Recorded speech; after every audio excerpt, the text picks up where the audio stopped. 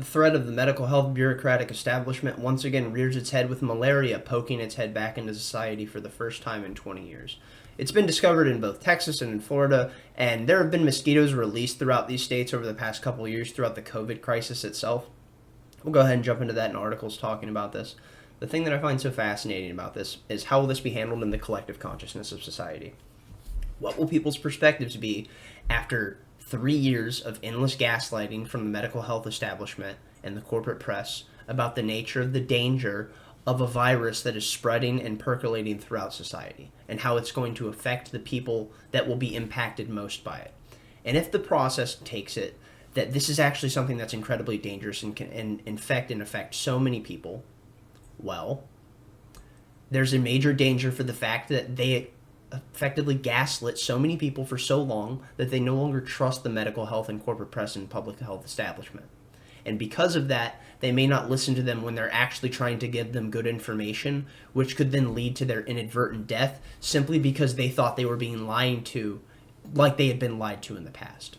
Incredibly dangerous, but the thing that's even more dangerous about this is the way that this could be used to handle the control of society rigorously, especially with the handle that they would have on debates. Because the Democratic Party has announced that they're not going to be doing debates. And with that, that comes with the nature that Joe Biden doesn't want to be challenged, because Joe Biden standing up on a debate stage debating anyone could be literally an empty chair and all he has to do is talk. Then that would be the thing that capsizes him. Because the thing you want to do if you're debating Joe Biden is you want to have him speak, because that in itself will destroy him, because he will fumble and gaffe endlessly to the point where people will realize his incompetence. And that is one reason that people will not allow him to debate in general, but especially because people like RFK Jr. are now entering the ring and they're trying to have these conversations with Biden, which he now knows that new media and the podcast format is the only way that he's truly going to be able to get out his message, as well as having these open town halls with places like Newsmax or Newsweek, and because he had the interview already with ABC where they ended up censoring out what he said about vaccines because they said what he said was too dangerous for the public to actually hear. If that's not someone who's trying to give you narrative control, I don't know what is. Let's go ahead and jump in and see what may be the next crisis. So we see we've got from the BBC on August 20th of 2020. So just after the COVID crisis had really just kicked into high gear. It says Florida mosquitoes, 750 million genetically modified insects to be released. The local officials in Florida have approved the release of 750 million mosquitoes that have genetically modified to reduce local populations. So this goes with what I was saying in the intro, where I was explaining the process of how this has worked for ages. So I assume that the science effectively would be far more efficient in the process of how they approach this. Let's go ahead and get in. It says, the aim is to reduce the number of mosquitoes that carry diseases like dengue and Zika virus. Green lighting of the pilot project after years of debate drew a swift outcry from environmental groups who warned of unintended consequences. One group condemned the public plan as a Jurassic Park experiment, which, if you don't know what that reference is, which I assume you do, but there's the mosquito frozen in amber in Jurassic Park, and they're like extracting its DNA. It says, activists warn of possible damage to ecosystems and potential creation of hybrid insecticide-resistant mosquitoes. But the company involved says there will be no adverse risk to humans or environment, and the points of a slate of government-backed studies. So, this is something I want to touch on. It says, activists warn of possible damage to ecosystems and the potential creation of hybrid insecticide-resistant mosquitoes. There was a super strain of lice that was going around in Texas for a while, and I believe in some other parts of the South. And it had happened because they had effectively built up immunity to the soaps that people were using to try and get lice out of children and other people's hair. And I have a little sister, and I was playing hockey at the time when I was younger. And I remember that the lice epidemic just kind of exploding between the young kids. And no one understood why. It ended up getting to some of the players as well.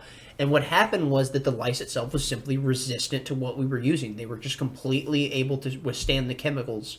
And I grew up around like Lake Conroe and stuff, and like swimming over there and just kind of hanging out in the woods.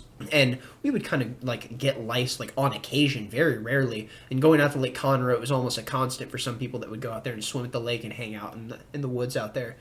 But what was so interesting about it was the fact that they became resistant over time, because it wasn't always that way. And we see that this very well may be the case with these mosquitoes, which is a perfect question to ask, because you just only have to look at the other ways that we've interacted with other parts of nature that you would see this happen. It says, would it be wrong to eradicate mosquitoes? As someone who hates them, I'd argue no, but I don't know the greater toll and what that would have on the environment. Who knows, maybe the spiders don't get to eat as much, which Go ahead and hire a local spider today to get rid of your bugs inside your house, and then excommunicate them with a fly swatter. It says Florida polls split on GM mosquitoes. Is the world ready for GM animals? So it's talking about genetically modified mosquitoes and genetically modified animals. And the thing that needs to be covered with this is the fact that the people of Florida didn't vote on this. They didn't vote for a foreign entity to be released into their air without their choice. But nonetheless, this is what happens when you have top-down control and rigorous, I would argue, bureaucratic states that will completely control every single nook and cranny of every single part of the economy.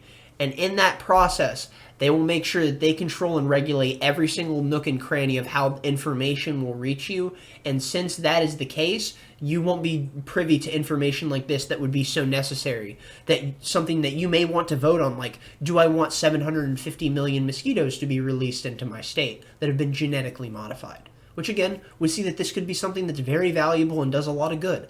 But it's still something that should be left up to the voting populace because they should be informed. Because if we're actually going to be going by these rules of democracy that people claim that they care so much about, then shouldn't we actually operate under them? So, greenlighting of a pilot project after years of debate drew a swift outcry from environmental groups who warned of unintended consequences. Like we said, that is big. The unintended consequences, because there were the unintended consequence of the COVID crisis and the lockdowns and how it affected the economy, which so many people were shouting from the high heavens about how this is going to happen, but no one wanted to listen anyways. I digress. But we see that the fact is unintended consequences always come from mankind's interference with nature. And the plan to release mosquitoes in 2021 in the Florida Keys, a string of islands, comes months after the modified mosquitoes were approved by federal regulators.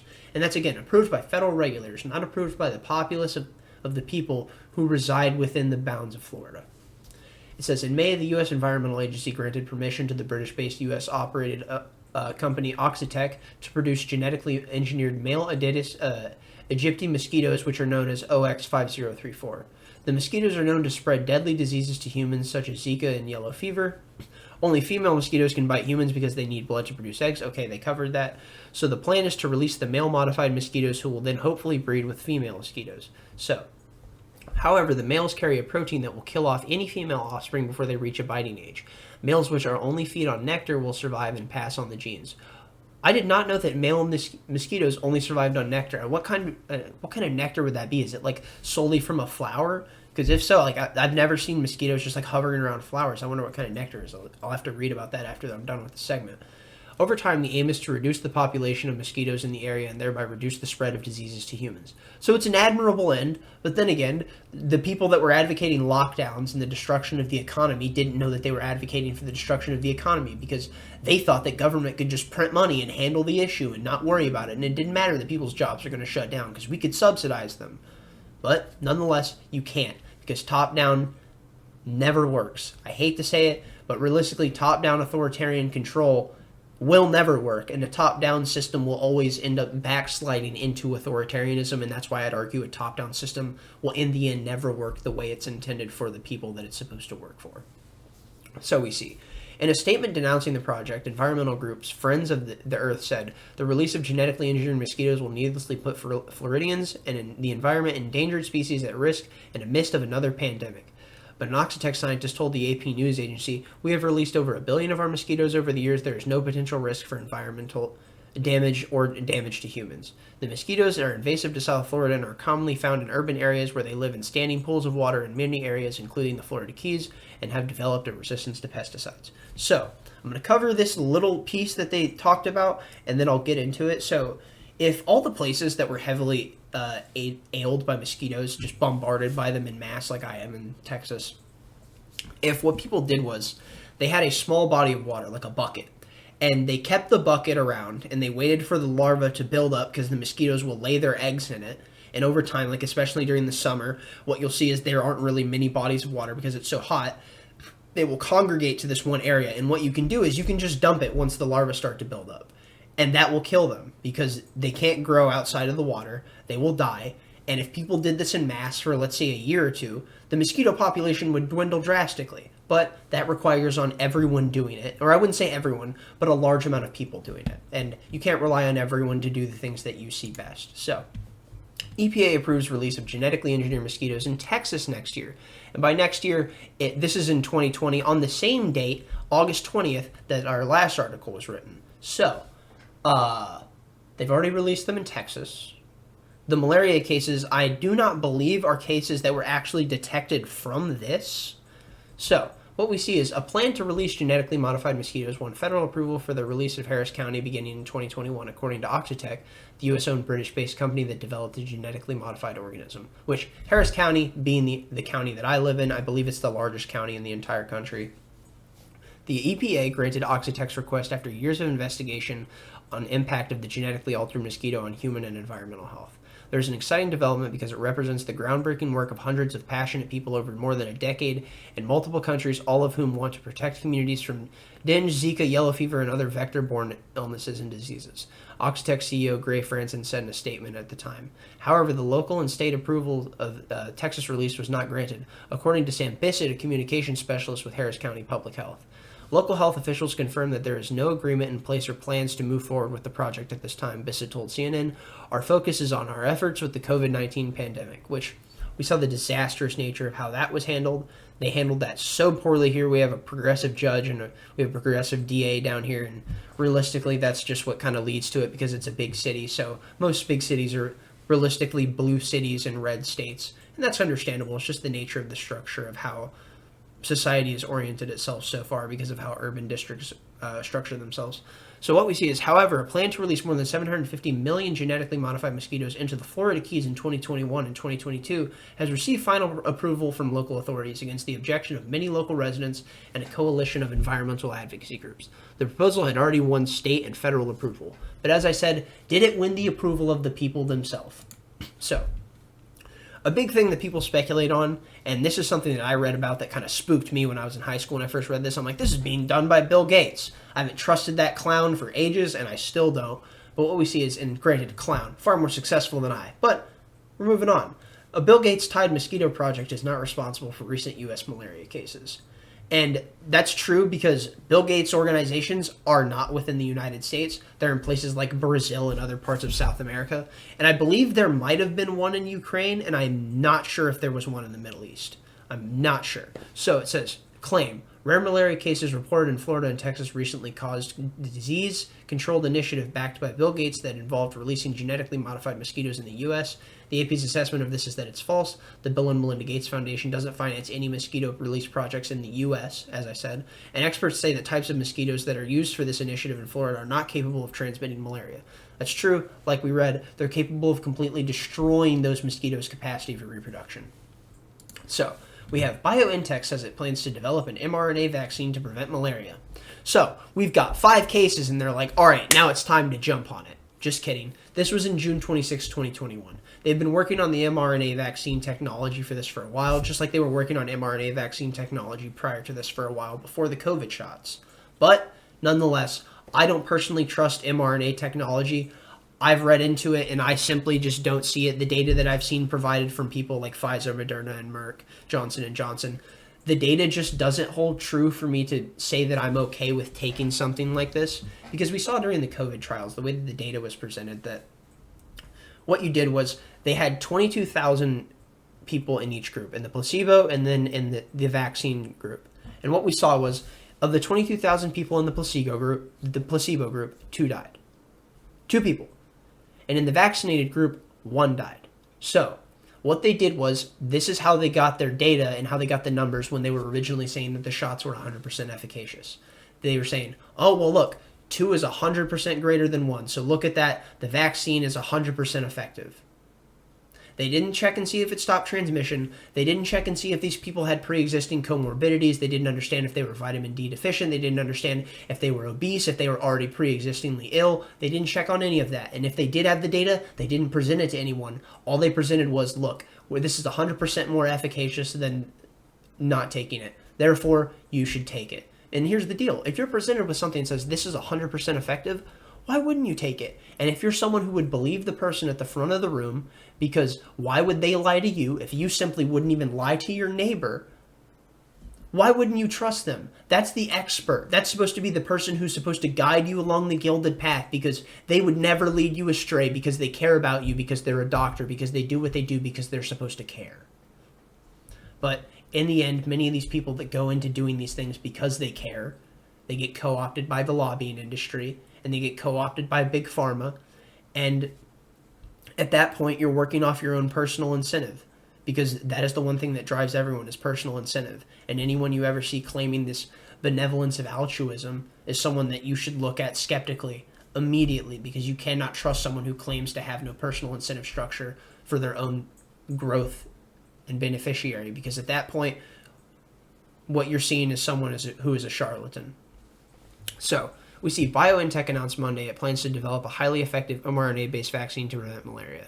Instead, it is aiming at beginning clinical trials testing the shot by the end of 2022. The company also developed the United States' first authorized COVID-19 vaccine with U.S. drug maker Pfizer. End of 2022. Perfect timing. Malaria just happens to pop up out of absolutely nowhere. And then they've just got their good old vaccine ready to be tested. So we see BioNTech starts human trial test on malaria vaccine December 23rd, 2022. So they started it before the cases actually ended up popping up of the recent notion. And we see that this is something that really affects people in Africa, especially African children. So why wouldn't this research be taking place in places like Africa, where they can really be doing a lot of investigative efforts to understand and really impact people that are affected most, which is what the U.S. claims to care so much about, is affecting disparate and impacted minorities. Why wouldn't you want to impact the people that are disparately impacted most by this virus? Nonetheless, it says the phase 1 trial is expected to enroll 60 volunteers in the United States with no history of malaria to assess the vaccine candidate at a 3-dose level. Known as BNT-T1165B1, it is the first vaccine candidate of BioNTech's malaria project, which will also establish vaccine production in Africa. So, never mind. They will be doing this in Africa. That's solid. It says the effort is one of several focused on addressing the mosquito-borne disease that kills over 600,000 each year, most of the children in Africa. Or most of them are children in Africa, not most of the children in Africa. Good God, that would be absolutely horrific. The complicated structure and life cycle of the malaria parasite has long stymied efforts to develop vaccines, which may be the reason of why they're shifting to something like the mRNA vaccine, because they believe that due to the nature of the structure of how this vaccine was created and how you would create the mRNA vaccine specifically for malaria, it may be something that allows them to overcome the things that have stymied them for so long in the development of the vaccine. So, after decades of work, the only approved malaria vaccine is Mosquitoes, made by a British drug maker, which is GSK, was that year endorsed by the WHO, but a lack of funding and commercial potential has threatened GSK's capacity to produce as many doses as needed. Another keenly watched effort is a malaria vaccine from Oxford University, which is mid-trial stage data that was published in September. No direct comparisons have been made, but some scientists suggest that the Oxford shot is a step forward from Mosquitoes and provides longer immunity. BioNTech's malaria vaccines effort is based on an mRNA technology which was employed during the pandemic to quickly develop COVID-19 vaccines by promoting the human body to make protein that is part of the pathogen triggering an immune response, which the spike protein in itself has had a negative effect that has been perceived by doctors like Dr. Peter McCullough and Dr. Robert Malone and Dr. Jay Bhattacharya, who have explained these things in detail en masse. I would recommend going and listening to them and explain them. They're incredibly well spoken. Dr. Robert Malone being the person who created the mRNA technology process for creating vaccines. So, as I've stated already, it says, from NPR, malaria cases in Texas and Florida are the first U.S. spread since 2003, the CDC says. 5 cases of the mosquito-borne infection of malaria have been detected in the U.S. in the past 2 months, making the first local spread of the country in the past 20 years. 4 of the cases were found in Florida, while the fifth was logged in Texas, according to the CDC. The cases are believed to be locally acquired. A statement from the organization read, the development pose a concern for a potential rise in imported cases of malaria, which increased international summer travel. Malaria, which is most likely found in tropical countries, can be found life-threatening, but is preventable and curable. The WHO says in 2021 there was an estimated 247 million cases worldwide. Of those cases, an estimated 619,000 people died from the disease. And again, this comes with how they collected data and how people are already... This comes with comorbidities of people already being ill and affected by things that will affect their health detrimentally if they're already made even more ill. We don't know what affected these people. How many of these people died because of malnutrition, because their bodies didn't have the capacity to fight off any of the virus itself, and it was able to overcome them in that process.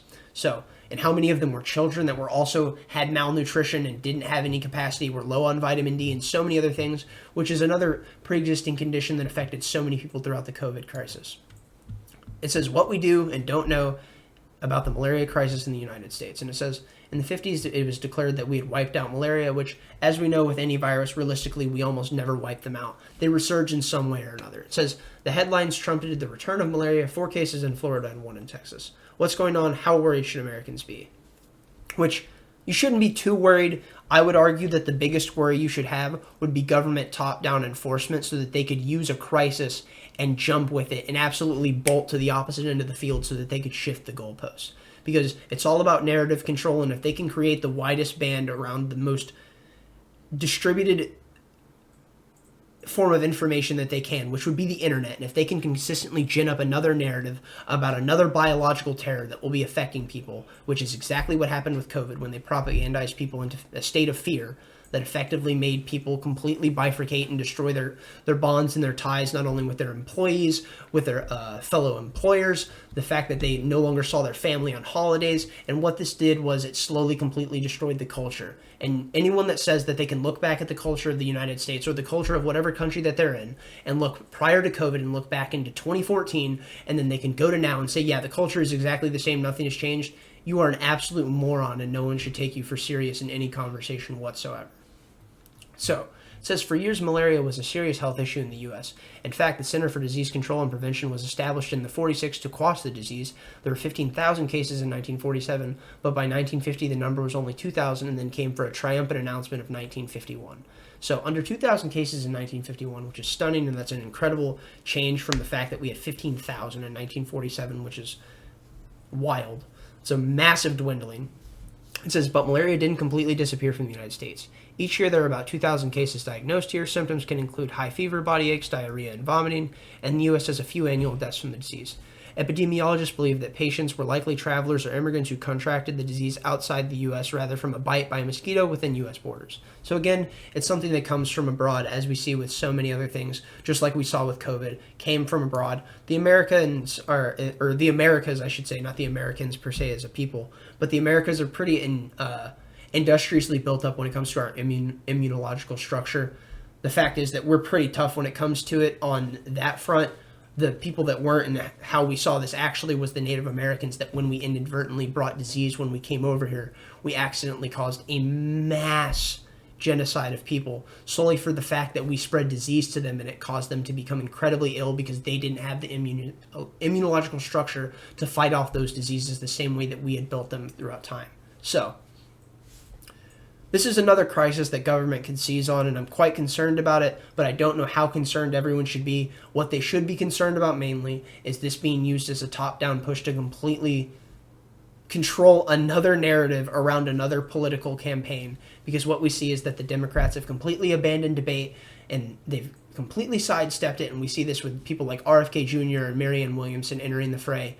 Joe Biden doesn't want to debate them, and with good reason. Joe Biden himself couldn't stand up there on a debate stage without the super cocktail of stems that whatever the intelligence agencies appear to be giving him so he can get by, and then he goes off doddering into the distance. That's all I've got for this one. Go ahead and give this a thumbs up if you liked it, a thumbs down if you didn't. Tell someone you love them. Peace.